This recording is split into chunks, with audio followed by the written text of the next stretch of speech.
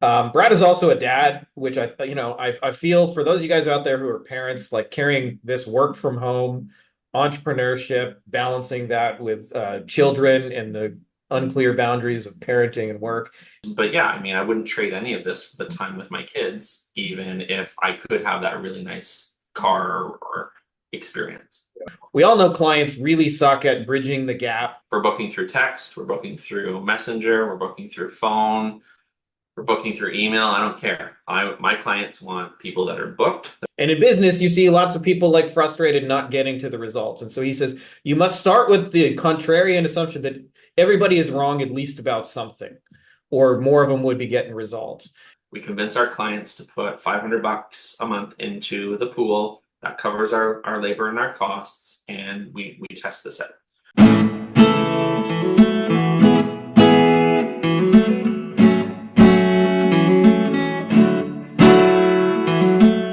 All right, you beautiful, amazing motherfuckers. This is just going to be what I think, besides being extremely useful to you guys of a conversation, I think this is just going to be really fun. I think you guys are like genuinely going to dig this. I brought on Brad the Dad Ferriss, who is somebody who in our world is just up to cool stuff. Brad runs agency growth team, and we're going to talk about some of the things that I think you guys are going to find really interesting, especially related to call centers, AI, and kind of bridging this gap with the fact that we all know clients suck at answering the phone. How do you bridge that gap so you don't get fired, kind of thing, and they stay and pay and are happy for a long time, and the kind of outcomes you guys want.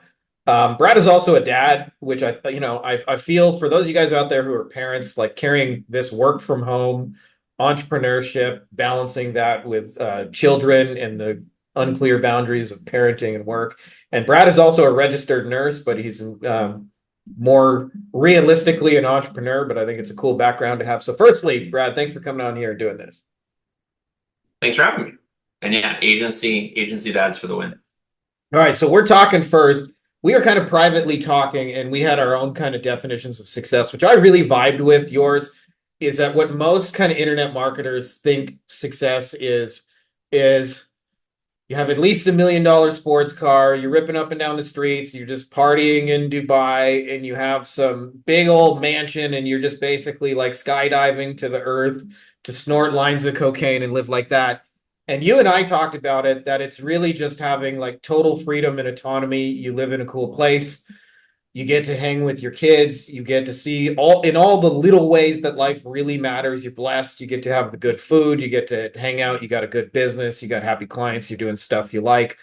I wonder if you could just share a little bit on your personal success philosophy before we get into the heavy hitting stuff that I think folks are going to be really interested. Because you and I have been like, it's not like we just got this idea to start an agency, 6 months ago. Like in 20 years, you see a lot of shit come and go. And so those definitions have kind of changed and evolved. So I'd love to hear just kind of your inputs on that. No, I think, there's some people, obviously, Frankie, that have been in the game longer than us, shorter than us, right? And I think some of those familiar faces are still here because of maybe the good habits and good mindsets that they brought into, maybe their first business or second business, etc. I think we worry too much about what everyone else thinks rather than what matters most to us. And this is where I will get all like lovey-dovey. I think a lot of the agency owners that I interact with could benefit from a mindset coach like I've had, right? I've had one since I was in private equity back in 2016, and I still speak to the same person on a regular basis. And whether you got that as a father figure or a partner or a friend, it is nice to just have someone to pull you down, because a sports car is really, really nice. But I just look at those people and I think, you don't really know how to drive it, right? Yeah. Like, if you give me the keys, let me take it for a spin. I'll show you how to drive that car. Yeah. Status is great, but yeah, I mean, I wouldn't trade any of this for the time with my kids, even if I could have that really nice car or experience. Yeah. Yeah, 100%. Just so you guys know, I drive a van. So if you guys look up to me as the sports car guy, I'm going to ruin that image right now. We got a van and an SUV, and we beat the fuck out of them up on the beach.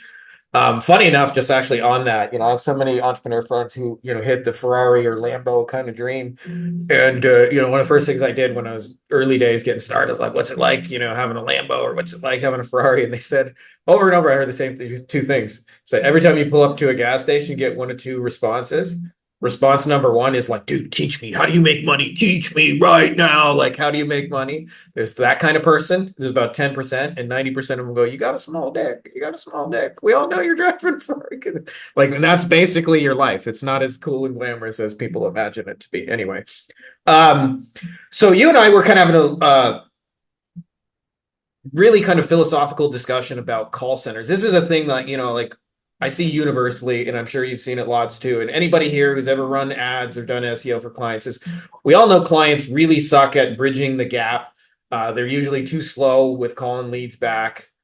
They don't know what to say if they do that. They often try once, unrecognized number, the person doesn't answer, they give up real fast. Yeah. They don't close on the phone, they don't know what to say. Often the person answering is unfriendly and untrained in answering. They'll call and they'll tell you it's all your fault, you got bad leads. And so one of the things you've helped people to do is bridge that gap with a call center. And I wonder if we could talk about what you were kind of alluding to, that not people have hired call centers and not everybody's had a good experience, and you wanted to shed some insights into why that is. Yeah. So I mean, from a philosophy standpoint, we came at it from a very different approach. So if you've ever heard me present, I always say I'm contrarian, right? I'm always looking at what everyone else is doing, and then what would the opposite, like, would that make sense at all? And I think one of the hallmarks of people that when they create a call center is that's exactly what they do. They create a call center. They're just making phone calls, right? And my mindset right from day one was I wanted it to be a booking center, right? We're booking through text, we're booking through Messenger, we're booking through phone, we're booking through email. I don't care. My clients want people that are booked, that are coming into their business, ready to buy, right? So that was the philosophy right away. As soon as we did that, we realized, looking at what everyone else was doing that didn't work, well, call center, they hired customer service people. Yeah. Us, I hired business development minded people, right? And it's like, okay, well, a booking center, what are you going to incentivize them? Incentivize them to book people. So they're still doing great customer service, but this isn't a person on the side of the road that needs like CAA to call them and help with a tow truck. These are people that are like, what do you offer? Can I get a quote on my roof? Can I come in and get a surgery? That does require a different type of person, right? So I think even from our business plan, we were really focused right away on what was everyone else doing. That's great. Study it, understand it, but also understand why it's not working. And then be brave enough to come in to try something completely different. Because even explaining that to a client who's used the call center or has tried something else or has a VA over in the Philippines, that makes a lot more business sense to them when you communicate from that philosophy rather than just, oh, we have a call center, we call leads. No, we have a booking center, we book people. So example would be one of the stats that I love using in our sales process is our team of 17 booked 30,000 patients last year. Yeah. 30,000 patients booked and confirmed with deposits, right? When we go to a conference or someone asks us for proof, that's what we give them right away.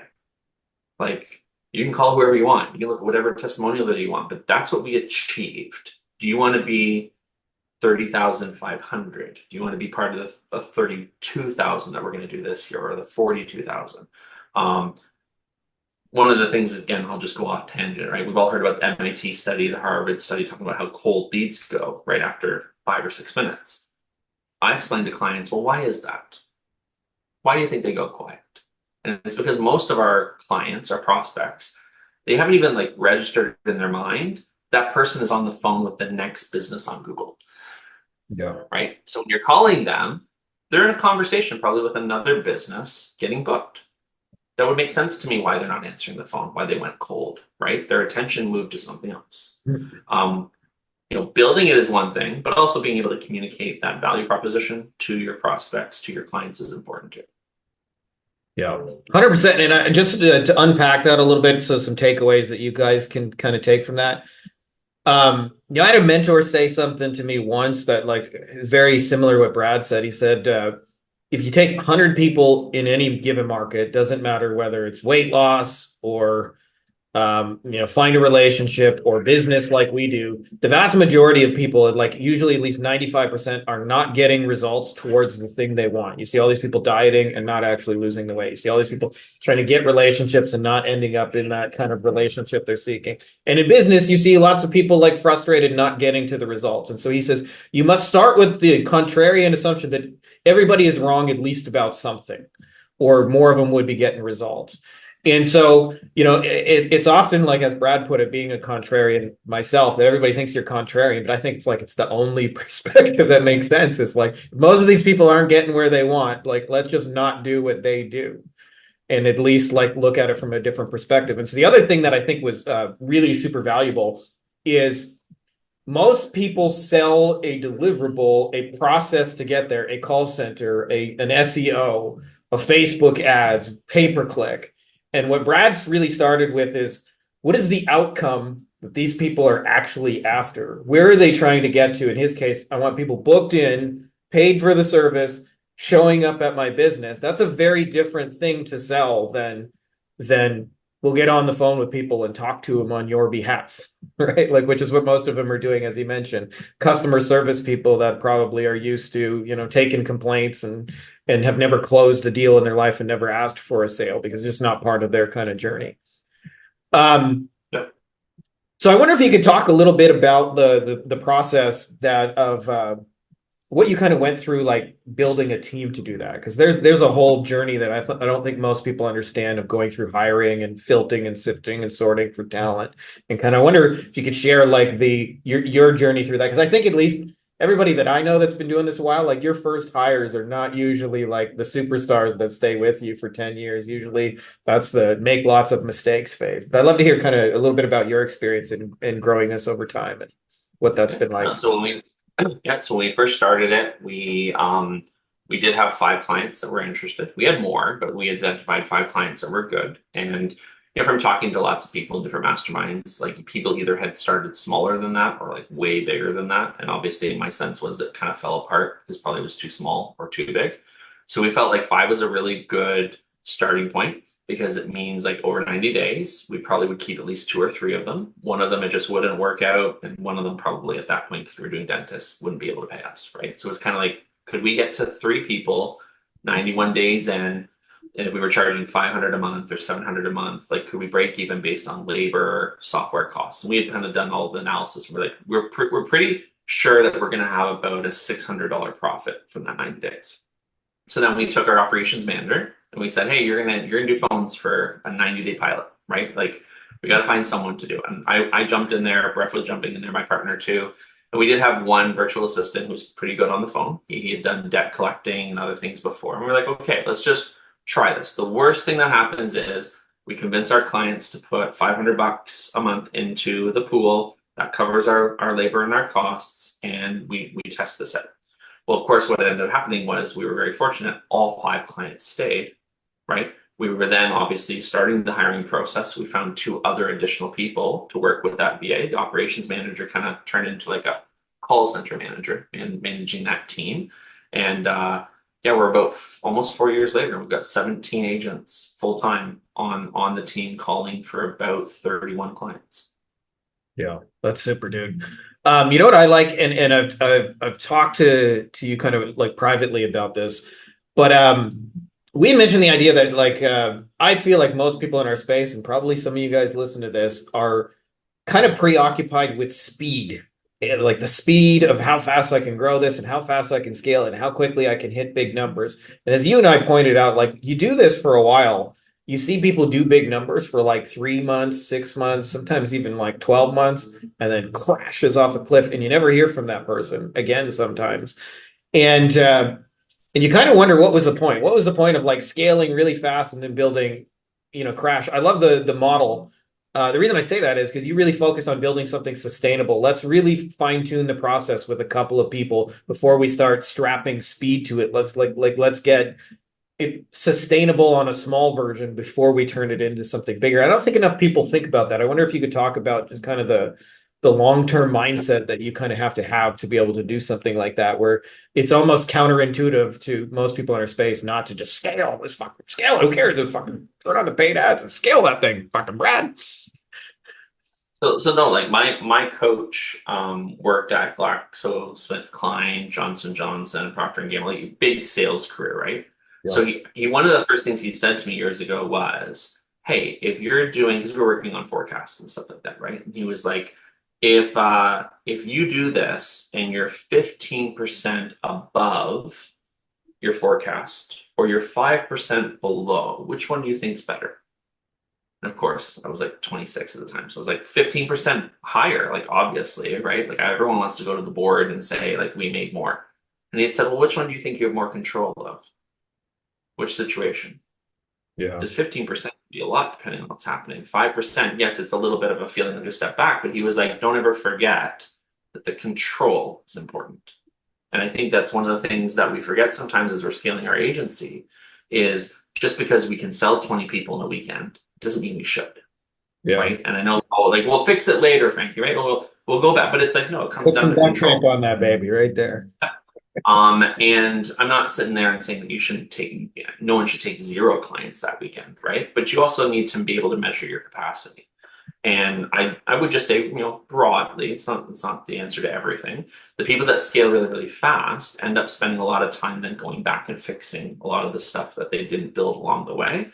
And they're very successful at it, and that's great. But you're right, there's lots of other people that you can't fix it fast enough, and the revenue starts to go in the opposite direction. And I've always just wondered, like, yeah, like we're all gifted at sales. That's probably where we're going to be strongest. Like that's the reality. Um, but fixing things, building things, having the control, I think that that's ultimately what leads to a sustainable legacy for your business, which what makes it profitable. And there's lots of agencies out there that are doing 600K a month, but they're profiting just as much as I am. Yeah. And if that's what is important to them, wonderful. I'm not here to sit there and say that that's wrong or that's right. I just like, I'm doing me. This works really, really well for us. Obviously, it's working well for them. It's the decision for the agency owner of, well, which one of those is the best for you? Because someone watching this may not have the kids and the mortgage and all that other stuff, like with the wife and that. But they may want that at some point. And just a reminder to anyone who doesn't have kids, Frank, you'll have too, right? It's like if I could go back in time and kick my own ass because I was complaining I didn't have time before I had kids, that would be a fun episode of going, back and just, give them like booting myself right in the ass and like you have no idea what you're talking about. Yeah. You have all the time in the world. Yeah. It just changes, right? Yeah. Yeah. I can confirm just on that subject for those of you guys who have kids. Part of the reason I've really spent so much time I mentioned this before. I think there's a lot of people who make more money than me in the agency space where I think I have the secret kind of weapon is I have more leverage than like the vast majority of people. And it really came out of a function of just parenting. You want to be around your kids. And for me, that meant like, especially when they were super young, like I had to figure out basically like, okay, they nap for 2 hours in the middle of the day. How do you do everything you want to do in those 2 hours? And then, of course, some days it was like, oh, they're great. They're up after 45 minutes. You didn't even get the full 2 hours. And so for many period, I felt this immense kind of time pressure to like really just get stuff done in these crazy small windows where you can actually focus.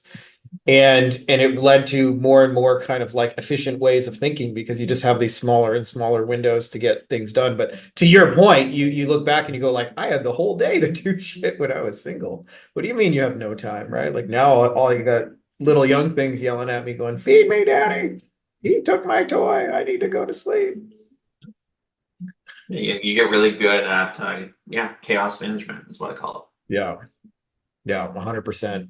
I wonder if you could share just a little bit, just kind of like what the work office home kind of balance situation looks like for you, and Yeah, so we actually went through a fairly large renovation last summer because if anyone's seen me before on any of on the Go High Level YouTubes, I'm in the front room of my house. So I now have an office in the back of the house. So I think it's like 20 steps to my kitchen, right? And I have it's soundproofed and all that. Like I have a window and a door and all that sort of stuff that's closed off. But I'm always here. The kids know that I'm available if they need me. But when I come into my office at 7:30. No one bothers me until I'm done at 5, but then I don't come back in here again until the next day.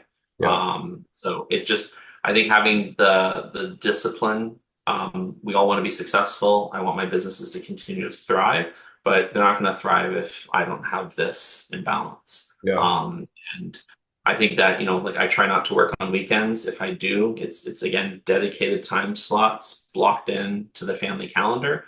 But I really like after I'm done today, I won't try to do anything until Monday. Yeah, love it.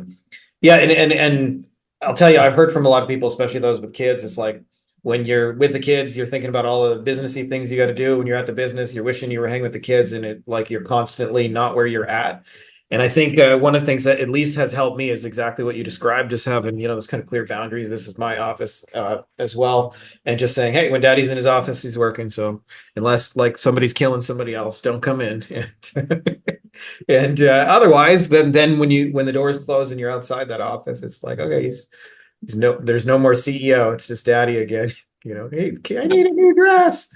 No, not like that one. I don't want the pink one. I want the purple one. My biggest piece of pride is my oldest kid doesn't really even know what I do. Like when someone at school asks them, like, well, what does your dad do? What are his businesses? He'll come up with something completely random that is fairly closely aligned to what our two agencies do. Yeah, But that also proves to me that I'm not talking about it 24/7 when I'm around the family. I am focused on like them, which I think they really obviously appreciate. yeah. I want to switch gears just a little bit, and I won't keep you for too long because I know your time is super valuable, and you got to check out till Monday morning. Um, but I wanted to talk to you just about your thoughts on so many people are using this AI kind of chatbot thing to fill the world, and you're going the human direction. And I wonder if you could just share kind of your thoughts on kind of that whole process and why you guys are doing it that way. Yeah. So, I mean, I'll be really transparent. We are doing a combination of both. Yeah. I just have a little bit of a different philosophy than everybody else. I don't consider anything an all or nothing. That extremist view, I just don't think is healthy for anybody. Yeah. My belief system right now, in terms of where AI is at, is it is fantastic for a short window of time that it does exactly what the person is needing it to do. But if you go outside of that lane, you go outside of that parameter, you better have a real person there, or you're going to lose that lead. You're going to lose that prospect, or you're going to lose that sale. So we use AI exactly in that context, right? If we're all on calls, because it does happen, we're all 17 agents are on a call simultaneously. The AI's job is to keep that person's attention, maybe over a 4 or 5 minute period, so that a real person can swoop in and do the things that for our clients, a real person that AI could at some point replicate that, but I think it's going to be difficult. Like when for us for cosmetic surgeons, I don't know that someone's going to spend $30,000 on a surgery just talking to an artificial intelligence type of thing. Yeah. But to me, it's kind of like we have amazing individuals. We call it AI3, right? It's amazing individuals, it's artificial intelligence, and then it's really like intelligent automation. Yeah. And there's some people where you need to be flexible. That time period can be like I've seen people go into a conversation for 17 minutes through text with the AI. That's wonderful. But just like like you talked about the phone tree before, and you're jamming zero on your phone trying to get to a real person. My ex, by the way, used to actually yell at those and go, real person, real person. Like I always knew when I heard her yelling real person, she was talking to one of those things. Yeah. So I think it's just important context to just be aware that every industry will be different, of course, right? But it just, again, same thing we talked about before, focus on the outcome. The outcome is going to guide you in terms of what the best strategy will be, right? For me, we have very high touch clients, very high touch leads that they're dealing with. I would love to have it all AI and just reap the profit completely, but I don't think I'd be in business very long. Yeah. I like that too. I think people get in love with their tools and marry themselves to the tools when like you said, when you're outcome based, just different tools for the job. But compare that to a golf course. Like if you got 500 yards to go, whip out the driver. If you got 5 feet to go, whip out the putter. But that doesn't mean a putter should always be used or that a driver should always be used. It like kind of depends on what you're trying to do situationally. And so it sounds like for you guys, AI is the piece that allows you to be immediate, kind of keep the conversation afloat, and humans are the thing that allow you to kind of, take the ball into the end zone and count it as a, booked in the calendar. They're going to walk into your office, which is what, clients, especially, it sounds like you work with a lot of medical stuff. Those people, especially want. So I dig it. just because I don't want to keep you here forever. I know you got lots of stuff to do. Let's talk for folks who are interested in agency growth team and potentially just having you guys do this for them. Like, tell me what that looks like, where they can go find out more info and all that good stuff. Yeah, so agency growth team is we call it a recruitment agency, but we only do account managers, client success managers. That's our area of specialty. So if you come and ask me for an operations manager, something else, I'm gonna say no thanks. But it's either a done for you in terms of the entire recruitment process being completed. So we vet the person. You can choose from a pool of talent that people are already either pre-trained or trained up. Or you can do a done with you, which is we have an established team, we have daily coaching calls. You can bring an established client success manager or account manager that you already have in the agency, but you want to increase their skill set. Either of those options or both of those options are available to agencies that are cool motherfuckers that won't bother me on a Saturday. Yeah, don't bother anybody on a Saturday. I say that a lot of times too. People don't realize if you're the bother people on a Saturday type, what kind of clients do you think you're going to vibe with? Right? If you're the hey, I respect your family time, I'm going to leave you alone. Like, who do you think your clients are going to be? So, be the kind of client you want. Anyways, appreciate you coming on here, Brad, and doing this. Much love to you guys. Hey guys, if you like this video, you'll also like my book on Amazon called Beyond the Agency Box, which you can also find by my name, Frankie Finn, and it's got a lot of awesome reviews. And it really just goes deeper on a lot of things we're talking about, everything you need to grow and start a lifestyle agency, from the stages you'll go through to getting clients, to how to create winning offers, to high value deliverables, to wowing clients, to building teams, to building systems, and building a boring factory that's like a 7-figure money machine for you. So if you're interested, I put links for you in the video description, as well as it'll be in the pinned top comment below, and make sure to check those out.